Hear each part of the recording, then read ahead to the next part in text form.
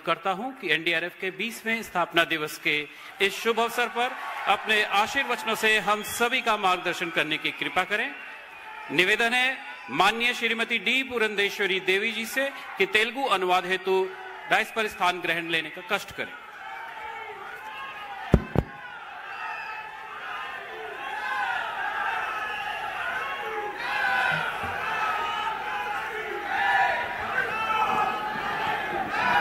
सबसे पहले मैं तेलुगु भाषा में नहीं बोल सकता हूं, इसलिए आप सबसे क्षमा प्रार्थी हूं। నేను ముందుగా తెలుగులో మాట్లాడలేకపోతున్నందుకు మీరందరూ నన్ను క్షమించాలి అని చెప్పి ప్రార్థిస్తున్నాను। मगर मेरी साथी सांसद पुरंदेश्वरी जी तेलुगु में अनुवाद करेगी तो मेरे सभी आंध्र प्रदेश के भाइयों बहनों को मेरी बात समझ में आ पाएगी।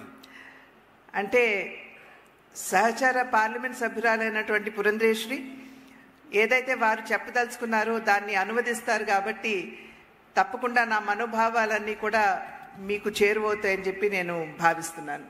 आज के इस कार्यक्रम में मेरे साथ मंच ऊपर उपस्थित श्रीमान एन चंद्रबाबू नायडू जी, आंध्र प्रदेश के लोकप्रिय मुख्यमंत्री श्री के राम मोहन नायडू जी, केंद्रीय सिविल एविएशन मंत्री जी, मेरे साथी Shri Bandi Sanjay Kumar ji, MOS home ministry Shri Bhupathi Raju Srinivasa Varma, central इस्पात मंत्री श्री के पवन कल्याण, उप मुख्यमंत्री आंध्र प्रदेश श्री नारा लोकेश जी, मंत्री आंध्र प्रदेश की गृह मंत्री बहन अनीता जी, भारतीय जनता पार्टी की प्रदेश अध्यक्षा श्रीमती डी पुरंदेश्वरी जी, हमारे गृह सचिव श्री गोविंद मोहन जी, महानिर्देशक एनडीआरएफ श्री पीयूष आनंद जी, और आज यहां पर उपस्थित एनडीआरएफ के सभी जवानों और प्यारे भाइयों और बहनों, आप सभी को नमस्कार। వేదిక మీద ఉన్నటువంటి రాష్ట్ర ముఖ్యమంత్రి వర్యులైనటువంటి నారా చంద్రబాబు నాయుడు గారికి, ఉప ముఖ్యమంత్రి వర్యులు పవన్ కళ్యాణ్ గారికి, వేదిక మీద ఉన్నటువంటి ప్రతి ఒక్క విశిష్ట అతిథికి పేరు పేరున వారి పేరు ఉటంకించారు, వారందరికీ వారితో పాటుగా ఇక్కడ ఉన్నటువంటి ఎన్డీఆర్ఎఫ్ సోదర సోదరీమణులకి అందరికీ కూడా వారి నమస్కారాలు తెలియజేస్తున్నారు। मित्रों, आज यहां पर 3 कार्यक्रम एक साथ है। आज के ही दिन एनडीआरएफ की स्थापना हुई थी। आज एनडीआरएफ का 20वां स्थापना दिन है। ఈ రోజు ఇక్కడ మనం 3 కార్యక్రమాలు నిర్వహించుకుంటున్నాము। ఇవాళే ఎన్డీఆర్ఎఫ్ కి సంబంధించినటువంటి 20వ వార్షికోత్సవాన్ని ఇక్కడ ముందుగా మనం అందరం కూడా నిర్వహించుకుంటున్నాము। दूसरा, national institute of disaster management NIDM का दक्षिण भारत के सभी राज्य और केंद्र शासित प्रदेशों के परिसर का आज यहां पर उद्घाटन किया गया। అదే విధంగా national institute of disaster management NIDM కి సంబంధించినటువంటి అంటే దక్షిణ భారతదేశంలో ఉన్నటువంటి రాష్ట్రాలు వాటితో పాటుగా యూనియన్ టెరిటరీస్ ఉన్నటువంటి వాటికి సంబంధించినటువంటి ఎన్ఐడిఎం ని ఇవాళ ఇక్కడ మనం ప్రారంభం చేసుకుంటున్నాం।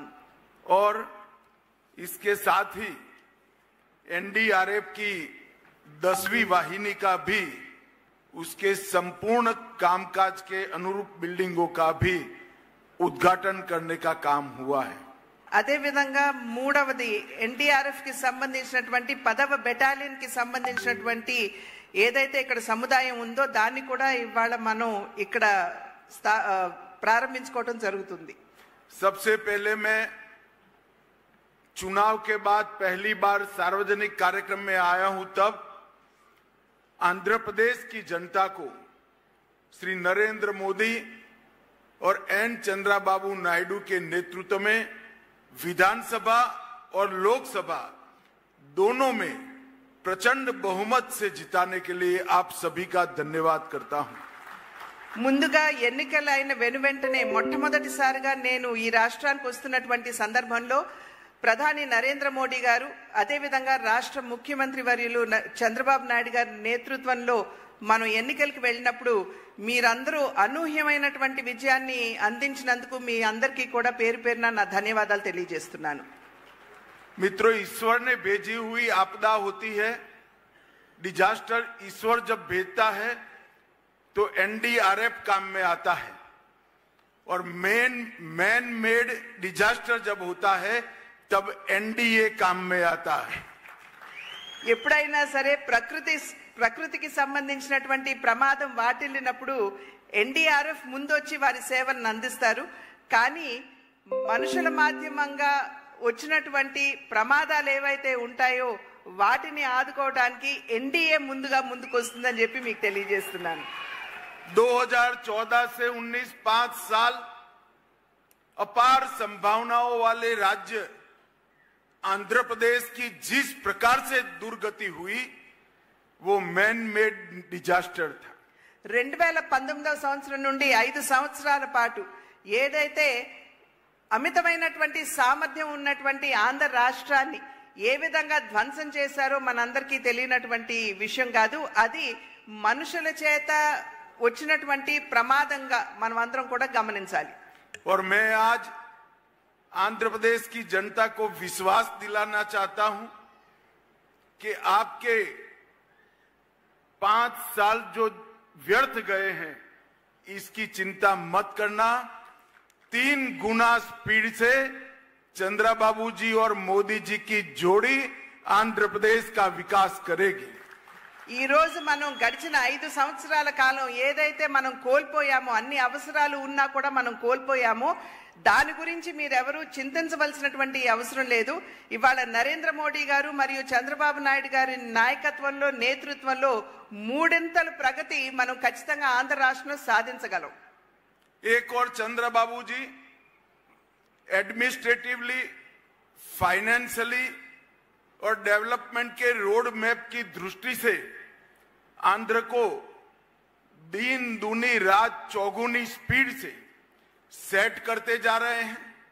और दूसरी ओर 6 माह में नरेंद्र मोदी जी ने 3 लाख करोड़ से ज्यादा का इन्वेस्टमेंट और मदद आंध्र प्रदेश के लिए भेजी है.